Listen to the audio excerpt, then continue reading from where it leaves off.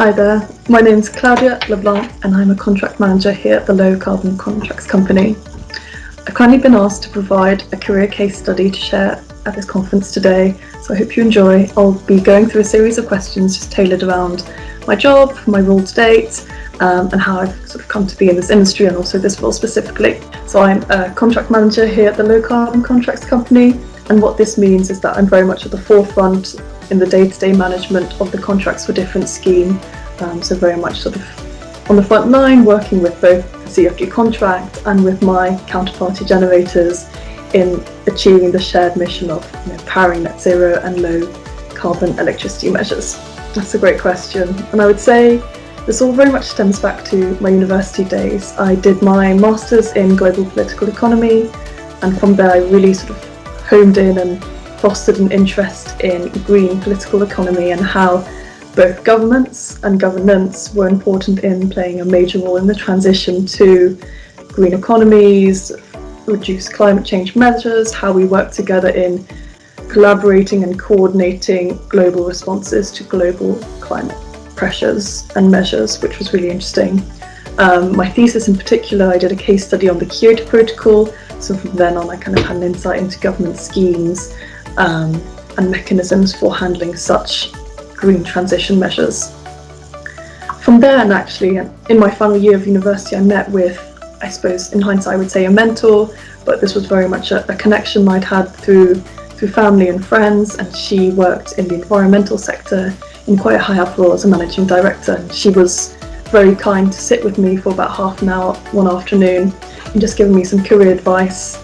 I hadn't been into the world of work before. I started university quite fresh from 18 straight after school and finished my bachelor at 21 and then did my master's and finished and was ready for the world of work at 22. So I was quite naive as to what I might expect next. So I really enjoyed and both appreciated her advice and her insight into how I might better myself or position myself better for the world of work. So one of the key takeaways that she gave me, which I still remember to this day, is that you need to gain a bit more of a generalist skill set and experience in order to not only be a credible candidate to where you want to be sort of 5 years, 10 years down the line, but also for yourself, so that you know you're confident in your candidature and you're able to clearly demonstrate and also speak to the role you're wanting to go in.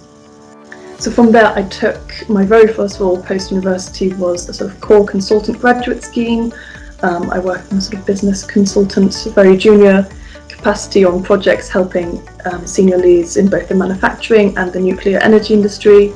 And that first role in the nuclear energy really sort of solidified my interest into renewables and low carbon technologies, and also the regulation and the amount of work preparation of the schemes that goes behind them. I kind of from there knew I wanted to play a measurable and key role in that transition.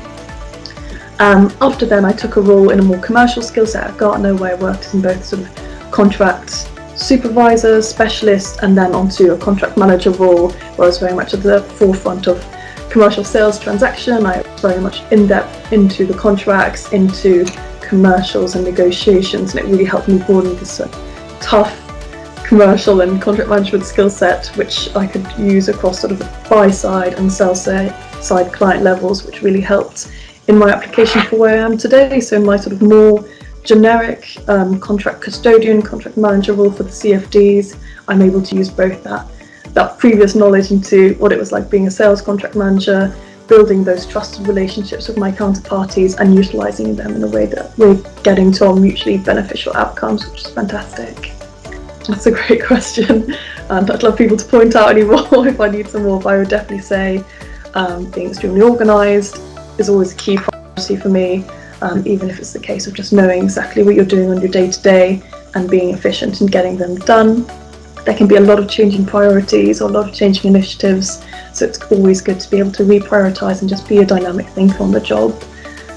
Problem-solving skills are also fantastically important. They don't need to be complex problems, but sometimes it just requires something to think a bit more creatively around maybe a more conventional problem, which can lead to an even greater outcome. And I suppose lastly in my top three would be communication and personal skills. It's important in my day-to-day that I'm building strong relationships both in and out of house, and that I'm using these relationships in a trusted way to work with both advisors and counterparties in reaching our shared outcomes?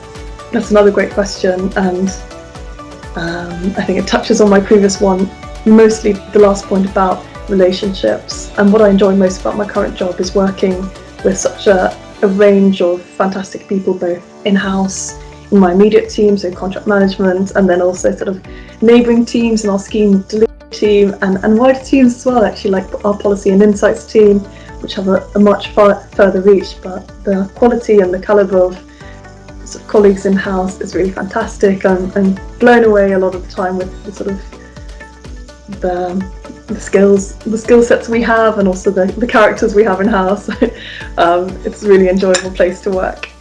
And then also external people to work with. So I manage a portfolio of about 20 or so contracts for difference, and across each of them I have a bilateral counterparty, of which we are liaising on a fairly frequent basis. So I enjoy the relationships I form with both big generators, so in the bigger player leagues like SSEs and the Orsteds and the RWE, but also those smaller generators who are perhaps small independent wind farms or community wind farms that are all working towards the same goal, both with us in contract management and with us at the LCCC, who are just wanting to play that pivotal role in delivering on the promise to power net zero and put more low carbon electricity into the market. So definitely it's the people, it's the counterparties, and it's all of that coming together which I enjoy the most. That's a great question, and one which I reflect on quite frequently as I build myself in my role and think about future roles, for instance. And I think something I've always found hard, especially coming out of uni and applying into the world of work, is how you build that compelling story as to why I'd be the great candidate for the role, what can I do to show you I'm that great candidate for the role. And even in instances where perhaps I've looked at a particular role and known from the outset that I don't have all the skills and experiences to tick their requirements or their essentials, how do I build that compelling story, both in terms of my experience to date and my passion and my interests, but as to how in the future, with everything I bring to the table, I'm going to be that best candidate and I'm going to be that person that you should choose to develop. So I think it's definitely a case of building that confidence and also building that compelling story so that the two go together. You're confident in saying, why me, why now, why this role, and that you're able to kind of keep that up throughout both an interview process or yourself in developing a new career. I think that's really important and has been a challenge that I've continued to continuously work on through my career to date.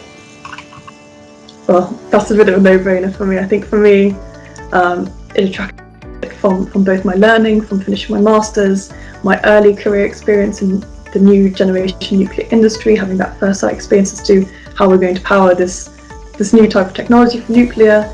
And I think there's just a whole plethora of reasons, really. There's the constantly changing innovation in the energy landscapes, and bigger wind turbines, for instance, more powerful wind turbines, different types of technologies, different players in the market. So we go from the big traditional players like SSE, and we have new innovative suppliers or generators who are also entering the market with a more sort of dynamic or technology-based approach is extremely interesting.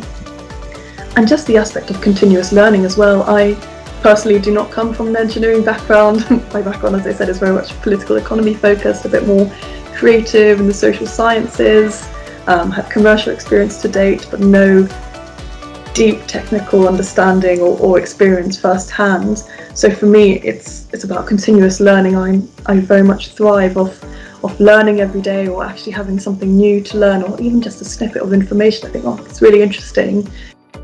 And the energy industry offers all this to me, and it keeps me motivated, it keeps me sort of on my toes with a lot of the innovation that happens, and I guess the crux, it keeps me in a job. I think the transition from the monolithic oil and gas industry to now the green renewable infrastructure is something that will be powering on through the next 5, 10, 15 years. There's no doubt about it, and I think we are going to keep seeing innovation and investment in green electricity and green infrastructure, and there will be roles and responsibilities as part of this. So there's a whole load of reasons to be interested in the energy industry, and those are a couple of top 3 for me, I suppose.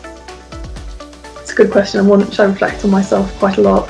And I think it goes back to my earlier point of building that compelling story, building the confidence, and just being tailored and developing a targeted approach as to what role you want to do. Have you located some companies or particular industries or particular sort of organisations that you want to be a part of?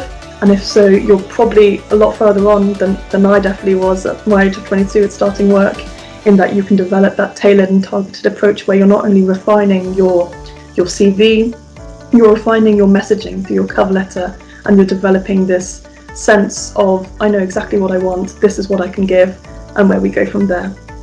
So I would definitely say be tailored, be targeted, do your research and it will flow, and be confident in your search and your abilities for sure, and just build that charisma, build that compelling story, and no doubt you'll be a force to be reckoned with the interview processes.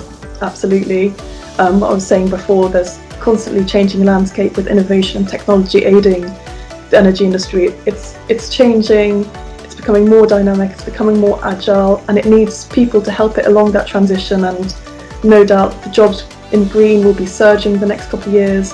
And if you are interested in empowering net zero and being part of that journey and playing that measurable impact, then a career in energy is definitely for you, and definitely recommend that you take a search in what might be most suitable in terms of particular roles or particular departments you think you might best fit in, and speak to as many people as you can to really build the understanding and understand where you could be of best fit. But absolutely, I think the energy industry is going to be the one to watch for the next 10 years, and one that will lend a lot of security in job roles as well. So definitely worth investing your time into a career path and investing yourself. It's a fantastic mission to be part of. Change and how we treat it and how we mitigate the adverse impacts of it can only really be dealt with if we have a measured and targeted approach, and decarbonising the electricity industry and reforming the structure is going to be a huge key player. So it's important, it's on a global scale, and it's something we need to work on together. So 100% recommend, and yeah, I hope you enjoy this short walkthrough and gain some use from it. Please feel free to reach out on LinkedIn if you have any questions or you want to discuss further. I'd be happy to speak more.